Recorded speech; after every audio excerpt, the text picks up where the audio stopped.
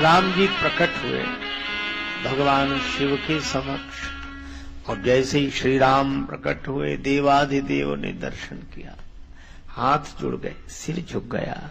भगवान भी हाथ जोड़े हैं, सिर झुकाए हैं। राम जी ने कहा मैं आ गया। शंकर जी ने कहा आपके आते ही प्रसन्नता आ गई। राम जी ने कहा कि आप इस समय क्या करते हैं? शंकर जी ने कहा आपकी कथा सुनते हैं। भगवान ने कहा कि मैं कथा ही सुनाने आया हूं। अरे आप और कथावाचक कब से बन गए? भगवान ने कहा हम तो जन्म से ही कथावाचक हैं। एक ही काम किया है, कथा सुनाने का। कई कथा सुहाई मातु बुझाई, जेहि प्रकार सुत प्रेम लहे। मैं प्रकट हुआ अयोध्या में, और तो मैंने सबसे पहला काम कौशल्या माता को कथा ही सुनाई। अच्छा, तो फिर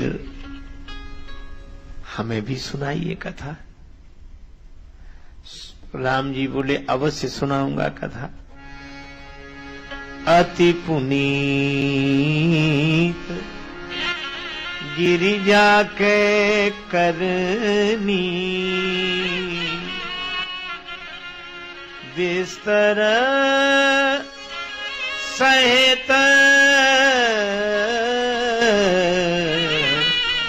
कृपा निधि बरनी। भगवान श्री राम जी ने पार्वती माता की कथा सुनाई, विस्तार के साथ कथा सुनाई। शंकर जी अश्रुपात करते रहे। तो आप कथा सुनकर आनंदित हो? नहीं, कथा सुनाने वाले को देखकर आनंदित हुआ। अच्छा चलो, किसी तरह आप कथा सुनकर तो प्रसन्न हो ही गए, तो अब बिनती मम सुनहु शिव। दक्षिणा मिलनी चाहिए कथावाचक को, इसीलिए मांग रहा हूं। अब बिनती मम सुनहु शिव, जो मो पर निज नेहु, जाई विवाह शैल जई, यह मोहि मांगे दे। अब विनती मम सुनहु शिव। अगर आप स्वामी हैं, मैं सेवक हूं, तो प्रार्थना कर रहा हूं।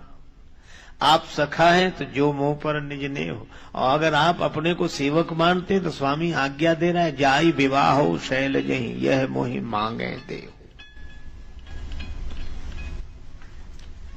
भगवान शंकर बड़े असमंजस में कि मना भी कैसे करे। तो राम जी ने मना नहीं किया, शंकर जी ने भी मना नहीं किया ना। शिव जी ने यह कहा, कह शिव यद्यपि उचित अस नाहि,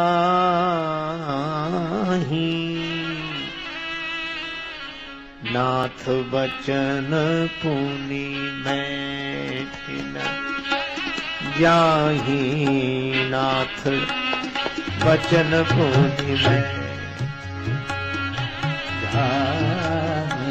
नाथ बचन पुनि। सिर धरियायसु करिए तुम्हारा,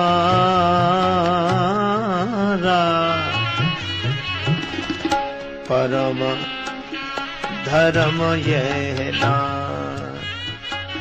हमारा, परम धर्म यह ना हमारा, परम धर्म यह ना। यह नाथ हमारा,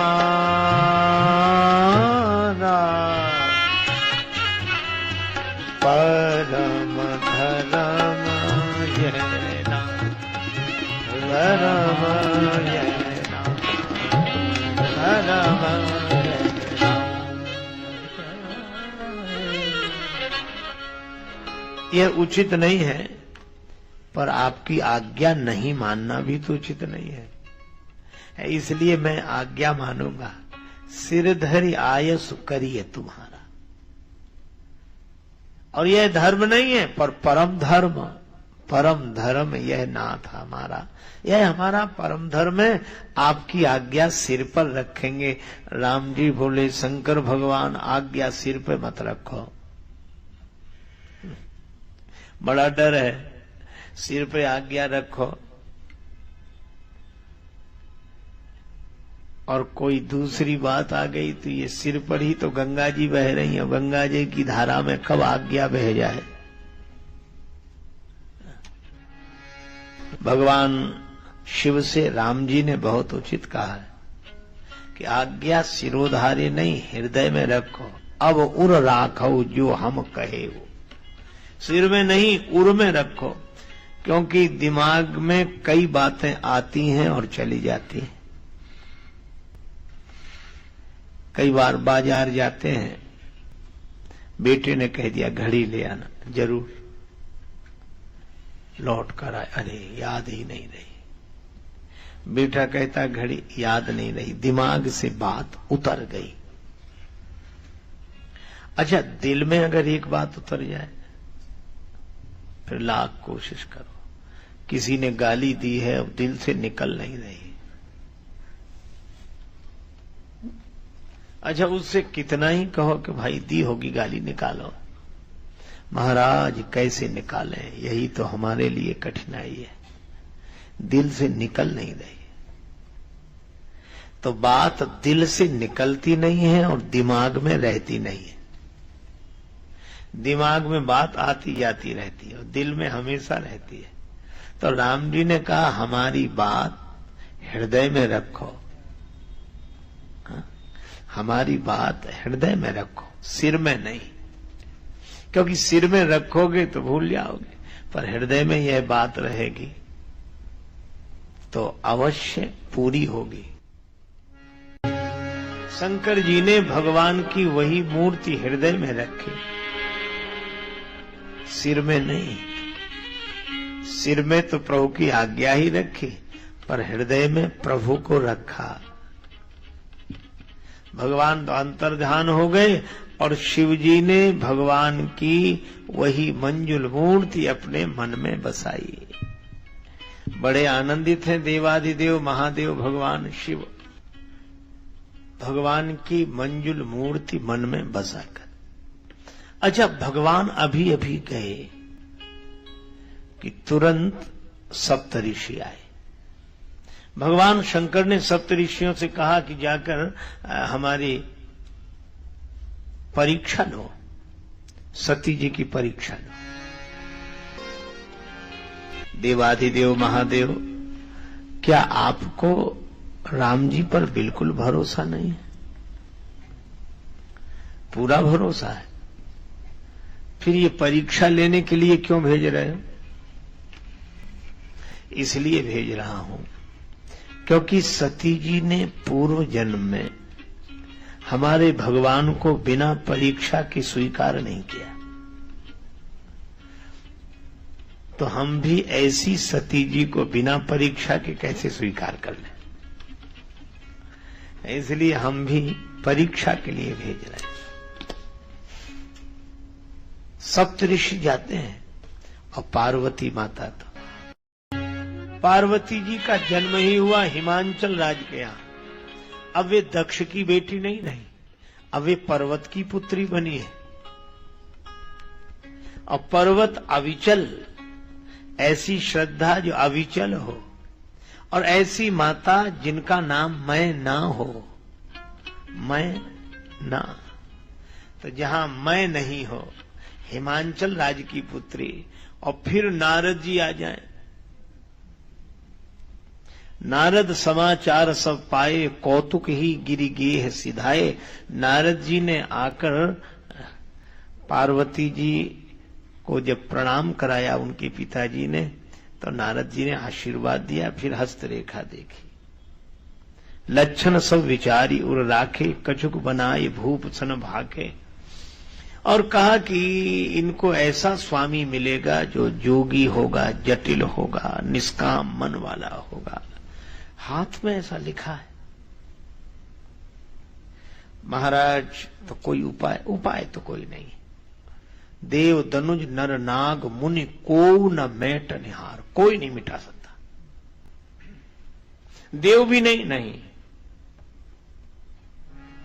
तब हिमांचल राज निराश हो गए। तो गुरुदेव ने कहा कि एक है जो मिटा सकते, देव नहीं मिटा सकते पर महादेव मिटा सकते हैं। जो तप करे कुमारी तुम्हारी, तो भाविव मेट सकहीं त्रिपुरारी। भगवान शंकर मिटा सकते हैं। महाराज मेरी बेटी को तपस्या करनी होगी। अस कहे नारद सुमिर हरि गिरिजहि दीन आशीष, होय यही कल्याण अब संशय तजहु गिरीश। अब संशय छोड़ दो, इसका कल्याण होगा। पार्वती जी एकांत पाकर मां से कहती हैं, अब मैं जाऊं तपश्चर्या के लिए? हाँ। और पिता से अनुमति लेकर, माता से अनुमति लेकर श्री पार्वती जी तपस्या के लिए गई हैं। और एक ही वरदान चाहूं सदा शिवहि भर तारा, बस और कुछ नहीं चाहिए। शंकर जी पति रूप में मिले। कछु दिन भोजन बारी बतासा, किए कठिन कछु दिन उपवासा। बेल पाति मही परई सुखाई, 3 सहस संवत सोई खाई। पुनि परि हरेउ सुखाने परना, उमहि नाम तब भयउ अपर्णा। पार्वती जी को ब्रह्मा जी ने आशीर्वाद दिया।